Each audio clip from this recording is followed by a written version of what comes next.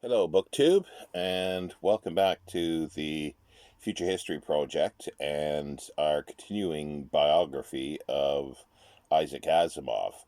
Last time, we left him off in 1942, where he had passed his exams for MA, and he was ready to start uh, his PhD. So in 1942, he did, after that, start research for his PhD, and he'd already completed most of the classwork because he had to make up courses in order to get his MA. So he went straight into the research. But at the same time, he was about a year before. He went on a blind date on St. Valentine's Day, and he met Gertrude, and she was Ukrainian extraction via Canada, and he fell in love. Um, and he asked her to marry him, but he was pestering, and she sort of was going to break it off, but he kept on and not pestering her so much, but he was determined, and eventually she did agree. But at the same time, while this was all happening, he was offered a job at the Naval Yard in Philadelphia, and it was through basically Robert A. Heinlein, who was working there, and L. Sprague de Camp, which he knew them both, and so he decided to actually take the job because he wanted to get married, so he needed some money. So this was a pretty good, well, it was well paying for the time, and it was helping the war effort as well because he had been sort of drafted, but as uh, uh, I forget what the designation was, but that he was unfit at that time in a sense, because I think of his eyesight. And also in 1942, earlier in May, a short story under a pseudonym of his, which and the pseudonym was H.B. Ogden, is called The Weapon, was published in the May issue of Super Science.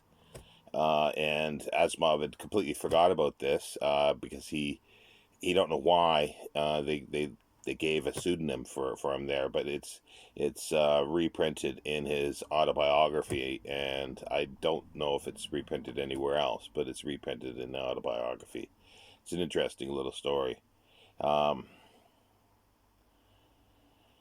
so in also about the same time, he moved to Philadelphia and began work as a junior chemist at the Naval Yard.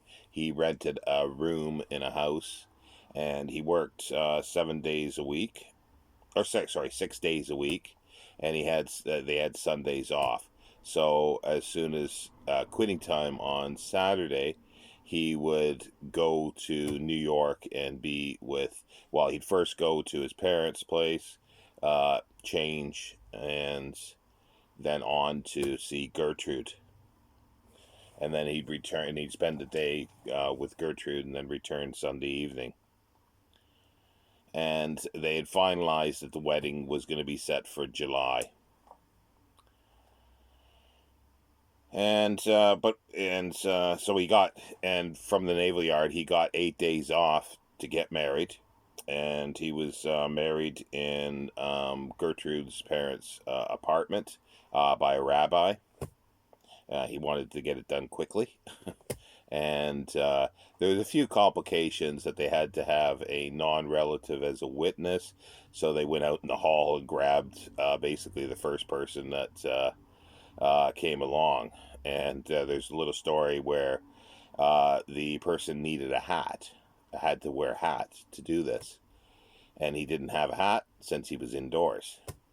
So the rabbi grabbed Asimov's father's hat, and he was like, ugh, because he says his father had peculiar ideas of hygiene, and he didn't like this, but then he realized where he was and what was happening, so he didn't say anything. But Asimov always figured that He never wore that hat again because somebody else had wore it. And they spent the night in a hotel in Manhattan, and then they went up to the Catskills to a resort for his honeymoon. And he did a quiz there, but he didn't make himself popular with the group there because they thought he was, not very smart. But then he just sort of wiped the floor. um, and then they moved in to the small room. They went to Philadelphia, and he set up house there basically as husband and wife. But because she didn't have papers, she couldn't work because she was still Canadian. And what needed to happen was uh, she had to go back to Canada and then come back in as an immigrant or to be able to apply for papers. So she couldn't work, so she was there all day. So it wasn't the most pleasant of times, and plus the family that he was renting the room from didn't really like it so much. So eventually they did get an apartment and a very sparsely furnished, but they slowly got a few furnishings. And Asimov says like he liked working at the lab. He would joke a lot of time. He was the noisiest person in there, and he Gertrude would make him sandwiches, so he would have his lunch most of the time at his desk. Nobody else around. He could read. He enjoyed that. But Heinlein sort of bullied him into and others to come to the cafeteria and eat with everybody else. So he eventually did, and like he found the food just atrocious, just absolutely awful, and he would complain about it all the time. And then Heinlein got angry and says, "Well, anytime anybody complains about the food, the food is not is not bad. It's good. It's army food, and be patriotic and everything." And every time that if somebody said something disparaging about the food, they had a sort of fine jar that he had to put a nickel and 5 cents in, and eventually buy a war bond with it. And so Asimov knew it was directed directly at him because he was making fun of the food. So he says, "Well, what if I, say something bad about the food, but not directly?" So his first one of his tries that he thought was one of the better ones was he had a piece of fish, and then he asked, can fish be tough? And then the Heinlein says right away, 5 cents in the jar. And he goes, "Well, I didn't say anything. I was just making an observation." He says, "Well, the implication was clear." So, but and then finally somebody new comes along in there, and he has the first mouthful of something. It says, "Oh, how horrible this food is," basically, he says. So Asimov jumped up and says, "I do not, agree with my friend here, but I will defend him to the death for the right of saying it," or to those words. And so the fine jar disappeared because Heinlein couldn't. Asimov had won the little struggle there. Another thing that sort of happened was because Asimov was still known to be a joker, and he liked to pinch women and touch them. And all of a sudden, while they're eating, there was a scream of female that screamed somewhere on the other side of the camp, but they heard it clearly, and everybody was sort of still. And then Asimov sort of looked around and says, "Well, I'm here." It couldn't have been me. So that he found that everybody laughed at that thing, but they never found out what happened. And also, Heinlein's wife was there as well. And this was where I think he says that he probably got his real aversion to smoking, because she wouldn't eat much, but she would have her food on the plate, and she would smoke cigarette after cigarette and put it out and stick it into the food, and he found that just disgusting. But then it turns around. It turned well, like not turns around, but he's there eating because he always bolted food quickly and fast. It was something that he had to do when he was a kid because they had to get out of the place for his father to come in to eat. A few minutes while he's taking a break from work. Um, so he picked up a half a boiled egg, popped it in his mouth, and ate it. And Heinlein's wife, Leslin, says, "Oh, how disgusting! You're disgusting." He didn't know what she was talking about. He said, "Were you talking to me?" And and so he picked up the other half and did the same thing. And she thought that was disgusting, but not putting out cigarettes. But he also found out something that was kind of interesting. I think during his time there with her, he never really cared for that much. Campbell and his wife, they got along well with her. But he went. Asimov had gone to a party prior to this. I think it was at Campbell's place, or at some point anyway, and he saw. Heinlein showed some pictures of some nudes that he'd taken, and it turns out he realized that that was actually Heinlein's wife that he was showing pictures of. Yeah. Um, and yeah, it's just he he also ran into thinking. Well, he did research. Like he was a junior chemist, so he did research in things like sealants and things that were important for the war. But he had to write up a report or a letter, and they came back to him and says, "No, no, no, you can't write. It's no good." And he's going, "What do you mean? I'm a writer, you know." But they gave him an example of how to do navalese, naval writing, and it was basically you've got a paragraph, but it's numbered, and then if you got a sub paragraph, it would be the upper class A, and then if there's another thing below, it would be another maybe Roman numerals or lower class A, and so forth and down. So he thought he'd be a little mischievous. And when he wrote his report, he did all this. So he just kept referring back to, paragraph 1A through B through boom, boom. And he just said that he did this. And he says, if they finished this, but he felt bad because he thought it would sort of break their brains trying to figure this out. But it came back as a shining example of how to write for naval, and he just sort of went, "Oh my god." um but then it was nearing, he stayed there all this time. It was nearing the end of the war. The war had finally ended in 1945, so they would have been eventually broken up, but the draft was still going on because they still needed people to replace soldiers to replace the ones that were returning. So in 1945, he was drafted, and everything was okay, and he. Um, and then he was drafted. So, but he found out at the same time, and near the end of 1945, that he could get a discharge for doing research if he did research in public life. So he got all necessary documents at the beginning of 1946. But at that point, he was in basic training at Fort Lee in West Virginia, I think it is, and.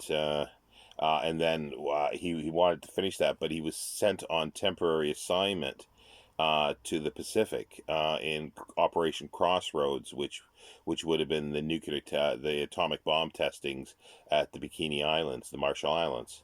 So he put everything on hold for this, uh, but while he was doing the basic training, he made it several times to New York City, because at that point he had moved Gertrude back to New York City because he was going into basic training, and he even hitchhiked for the first time to get there.